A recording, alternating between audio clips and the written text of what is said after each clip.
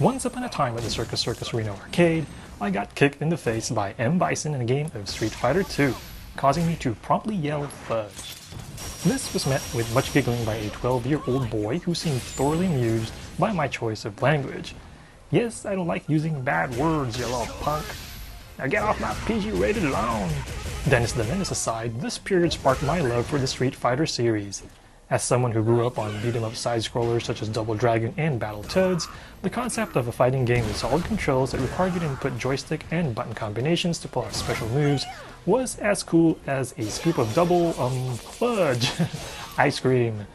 Fast forward to the present, and now we've got Ultra Street Fighter 4, which coincidentally also happens to be the fourth iteration of the Street Fighter 4 series. Understandably, Street Fighter gets a lot of ribbing for its multiple iterations, such as Super Street Fighter 2 Turbo HD Remix, for example. Fortunately, Ultra Street Fighter 4 throws in some key additions besides the extra polish to make this particular upgrade worth it for fans of the series. At the top of the list is the arrival of 5 new characters to further expand the game's large cast. These comprise of Cammy lookalike Capri, Street Fighter 3's Elena, and Final Fight veterans Rolento, Poison, and the Big Spud himself, Hugo. Hey, don't make fun of potatoes. The new characters add freshness to the game with enough varied fighting styles to satisfy different players. Elena, for example, feels like the more straightforward character of the bunch and is easier to pick up, though I actually had the most fun with ex-wrestler Hugo. Ah yes, sweet gentle Hugo. All I can say is, don't be a lemon, be a rose-colored spud. Oh gosh, that's a terrible joke. Gameplay adjustments include the delayed stand, which adds another option to the quick and normal ground recovery speed to keep your opponents guessing. Speaking of having your foes guessing, you can now opt to enter battle with both of your ultra attacks at the expense of reduced damage. There's also the new red focus attack, which consumes part of your super combo gauge but allows you to withstand more hits to deliver a strong counter, provided your opponent doesn't hit you with an armor-breaking attack or grabs you. For well-adjusted folks who aren't antisocial, the game provides the option to have another player join you in practice mode via online as well. Online features also remain robust overall, including the addition of a survival-style team battle mode.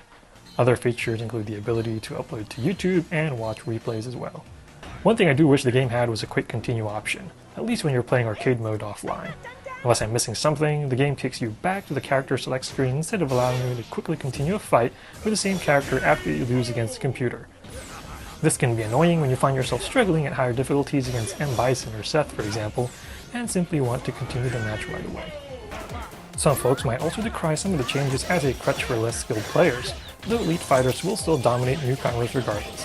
For folks who miss the glory days of fighters and are alien to the genre's command-based special attacks, for example, the barrier to entry can be steep. Miss a move or attack without thinking, for example, and get ready to pay over and over and over and over again. Once you're in, however, you'll see why its fans are so enamored with the genre. Whether it be pulling off a perfectly placed cross-up jump, a well-timed counter or reversal, or ending a match by gambling on a wake-up move, the game provides many "did you just see that" moments. Yes, there will be times when you get your butt handed to you like a scrub by other people or even the AI. Few things in gaming are as viscerally satisfying, however, as telegraphing an opponent's move and quickly countering it or prevailing against adversity.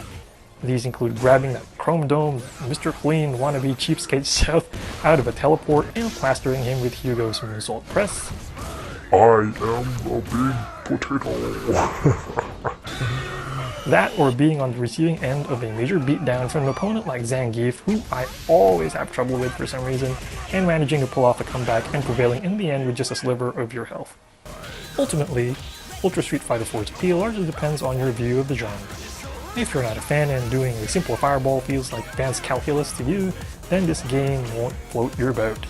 If you love fighting games, however, and view blisters as a badge of honor, then Ultra Street Fighter 4 is arguably the technical pinnacle of the genre that you wouldn't want to miss.